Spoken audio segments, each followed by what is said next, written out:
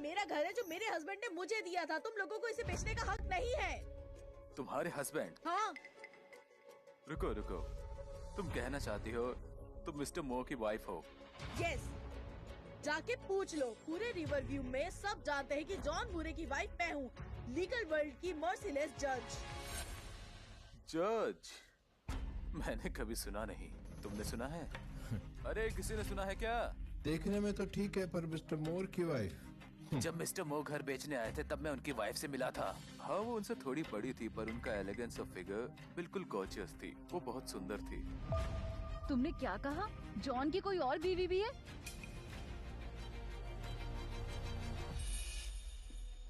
Mary, तुम तो कितनी बड़ी लूजर निकली।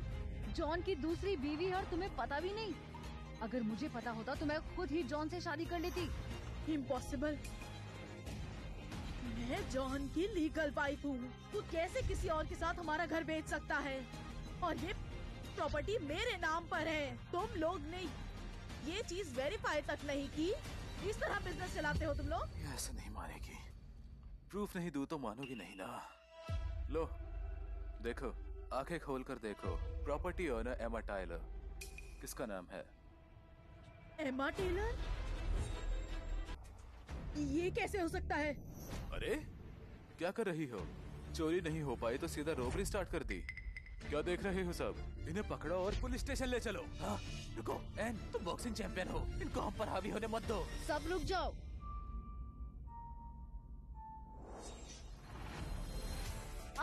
मेरी आंखें, ये क्या कर दिया?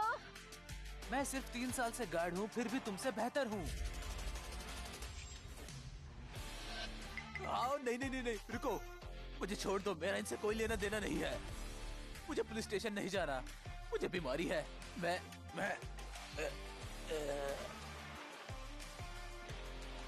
इन्हें ले जाओ।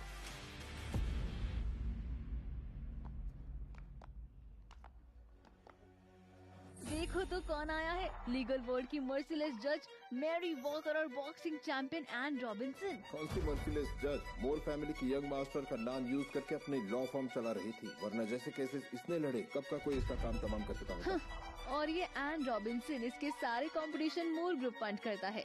कैसे ये हरा पाएगी वरना? मैंने सुना है कि इसकी फाइटिंग स्किल्स मेरे अपार्टमेंट के गार्ड से भी कम है। कर सकता है। वो अच्छे से जानता है कि मैंने बॉक्सिंग सिर्फ उसे प्रोटेक्ट करने के लिए सीखी है। इस बार तो उसने सच में मेरा दिल तोड़ दिया। इतने सालों से जब भी हमारी लड़ाई होती थी मैं पहले ही मान जाती थी। वो हमारे साथ ऐसा कैसे कर सकता है?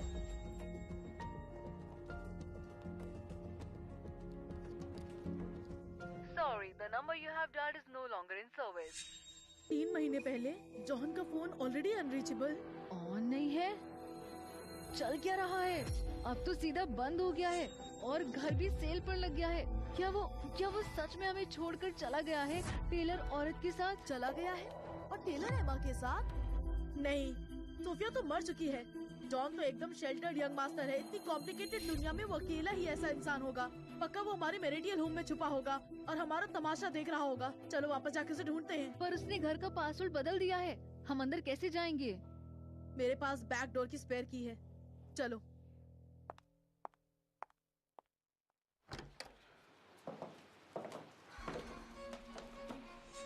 अच्छा हुआ बैक डोर की स्पेयर की मैंने अपने पास ही रखी थी। अब वो खुद समझेगा कि उसकी सेल्फिशनेस की वजह से उसके बच्चे को पाल रही 2 औरतें पुलिस स्टेशन तक पहुंच गईं। उसे जरूर पछतावा होगा। जॉन, जॉन,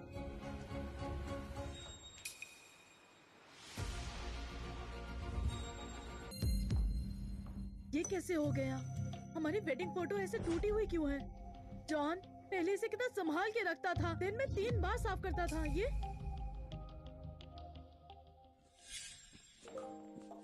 बेबी, तुम ये हाउसकीपर को क्यों नहीं करने देते? ऐसा कैसे चलेगा? ये वेडिंग फोटो मेरा सबसे प्रेशियस खजाना है। मैं किसी और पर भरोसा नहीं कर सकता। तुम्हें इसको दिन में 3 बार साफ करने की क्या जरूरत है? इतना रगड़ रगड़ के तो तुम चिंगारी निकाल दोगे। ये एक कस्टम मेड स्कार्फ है, सिल्क का। कुछ डैमेज नहीं होगा, यकीन रखो।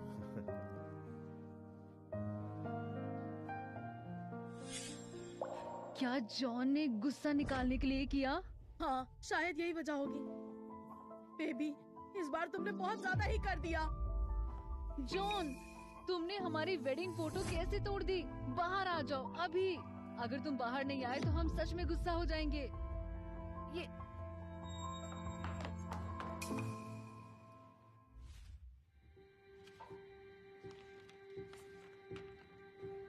क्या है?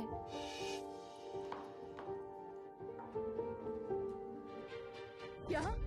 ये कैसे हो सकता है? ये कैसे हो सकता है? तो जॉन ने मुझसे झूठ नहीं बोला। उसे सचमुच इलाज की जरूरत है। मेरे राइट हाथ में एक पुराना जख्म है। 5 साल पहले मेरी को बचाते वक्त मुझ पर हमला हुआ था। मेरी, एन और 3-4 साल पहले तुम दोनों को बचाते वक्त मुझे। तो जॉन ने झूठ नहीं बोला था। वो सच में हमसे मदद मांग रहा था और हमने उसे इग्नोर कर दिया। मेरे इस हाथ में बहुत पुरानी चोट है। मुझे हॉस्पिटल ले चलो। मुझे हॉस्पिटल ले चलो। मैरी, भले ही जॉन घर पर ना हो, उसकी यंग मास्टर वाली आदत के साथ वो रिवर व्यू से भागा नहीं होगा। हमें उसे जल्दी ढूंढना होगा और बताना होगा कि हमने उसे झूठ नहीं बोला। बिल्कुल सही। शायद अभी भी उसका हाथ कमजोर होगा। उसे अभी किसी की केयर की जरूरत होगी। सही वक्त है। हमें उसे उसके बच्चे के बारे में बताना होगा। वो हमें जरूर माफ कर देगा, है ना? चलो चले।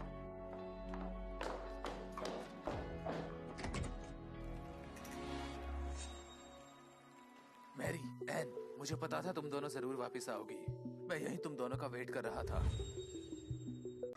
अब हम दोनों का हिसाब बराबर हो गया है। जॉन घर पर नहीं है। वो सब देने की जरूरत नहीं। चले जाओ। आज से मेरी परमिशन के बिना मेरे सामने अपना चेहरा मत दिखाना। हाँ? क्या? मैरी, एन, तुम लोग कैसे ऐसा कर सकती हो मेरे साथ? क्या तुम भूल गई? 3 साल पहले ऐसे ही एक रेनी डे पर मैंने तुम दोनों को बचाया था। मेरा हाथ उसी वजह से इंजर्ड हो गया था और डिसेबल्ड हो गया। तुम लोग मुझे ऐसे छोड़कर कैसे जा सकती हो? हेनरी, जो भी एहसान हम पर था पूरा हो चुका है। तुम्हें अपना पहला वादा निभाना चाहिए था कि तुम कभी हमारी जिंदगी में वापस नहीं आओगे। मैरी, उस जोन में ऐसा क्या खास है? वो सिर्फ मुझसे ज्यादा लकी हो गया जो एक रिच फैमिली में पैदा हुआ। क्या वो तुमसे मेरे जितना प्यार मेरे हस्बैंड के बारे में बुरा बोलने की हिम्मत मत करना। हस्बैंड, क्या तुम भूल गई? आज सुबह प्रॉपर्टी मैनेजर ने क्या बोला कि घर अब तुम्हारा नहीं, एमा नाम की किसी औरत का है। तुम्हारा हस्बैंड अब ये घर भी नहीं रखना चाहता। क्या तुम उसे अभी भी अपना हस्बैंड बोलोगी? जॉन को अब अपनी वाइफ की परवाह भी नहीं, तो तुम्हें क्या लगता है कि वो अभी तुम्हारी केयर करेगा? एक चाइल्डहुड फ्रेंड के लिए जिसने उसके लिए। चुप हो जाओ। जॉन हमें कभी नहीं छोड़ेगा।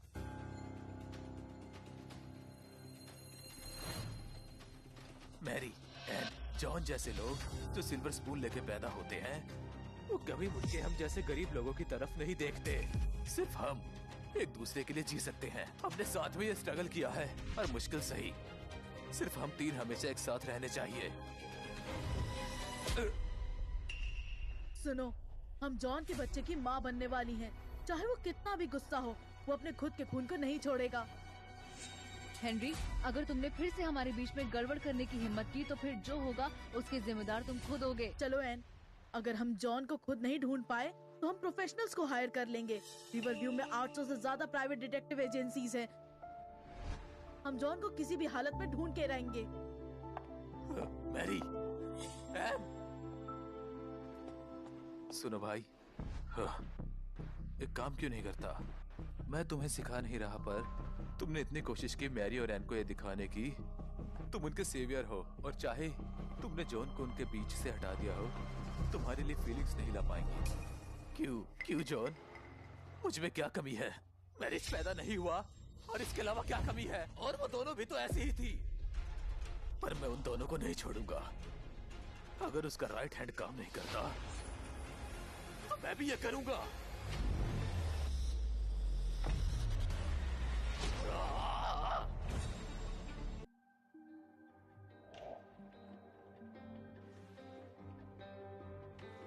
Miss Robinson, miss Volker, I am sorry, और मैं आपकी ये रिक्वेस्ट एक्सेप्ट नहीं कर सकता। मुझे माफ करना। मुझे माफ करना। मिस्टर मो को लोकेट करने में मैं आपकी मदद नहीं कर सकता। मिस्टर रॉबिन्सन, मिस्टर वॉलकर, मैं आपसे हाथ जोड़कर विनती करता हूँ, आप मेरे पास मत आइए। सिर्फ रिवर व्यू ही नहीं, पूरे देश में कोई भी आपकी मिस्टर मोर को ढूंढने की हिम्मत नहीं करेगा। उनके बैकग्राउंड के सामने कौन उनसे पंगा ले सकता है? मैं ज्यादा पैसे दे दूंगी। बात पैसों की नहीं है। बात पैसे की नहीं है तो फिर क्या प्रॉब्लम है? मैंने रिसर्च किया है, इस दुनिया में कोई भी जगह ऐसे नहीं है जहां आपकी डिटेक्टिव एजेंसी किसी को ढूंढ ना पाए। तो फिर वो इंसान ऐसी जगह पर है जहाँ कोई कानून काम नहीं करता। अगर तुम उन्हें परेशान करोगी तो वो तुम्हारे पीछे दुनिया के कोने तक नहीं छोड़ेगा। ऐसी कोई जगह हो सकती है क्या? ध्यान से देखो, ये सब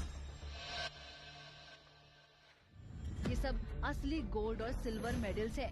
फाइटिंग चैंपियनशिप विनर। मेरी मदद करो जॉन को ढूंढने में।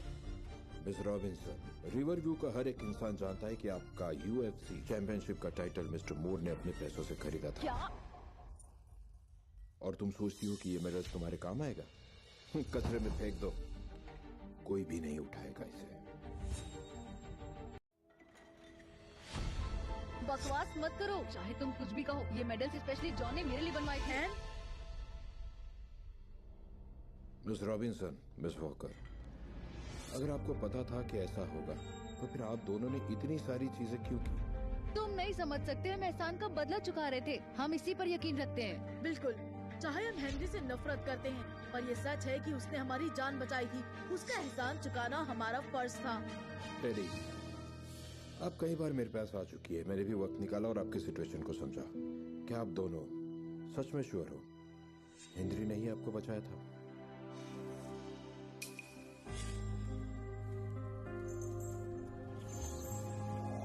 तब मैं होश में मुश्किल से थी, पर उसका चेहरा साफ नहीं देख पाई। पर जो जेड पेंडेंट उसके गले में था वो बिल्कुल वही था जो हेनरी पहनता है। ऐसा भी तो हो सकता है कि वो पेंडेंट बाद में उसने पहन लिया हो। तो हो सकता है कि वो पेंडेंट बाद में उसने पहन लिया हो।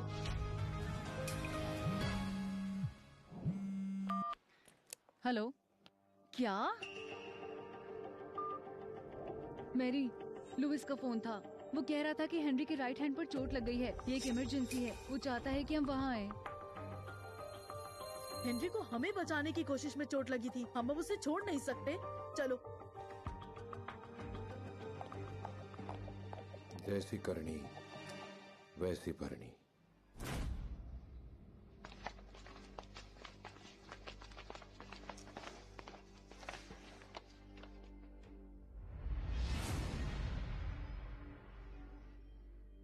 सर, हम अभी 3 नए देशद्रोही लाए हैं। वो नॉर्थलैंड पहुंचकर भी सुधर नहीं पा रहे। ये तीनों बिल्कुल बेवकूफ है। बाकी लोग भी इन्हें नहीं चाहते, तो लगता है इन्हें। ऐसा है तो फिर मार दो इन्हें।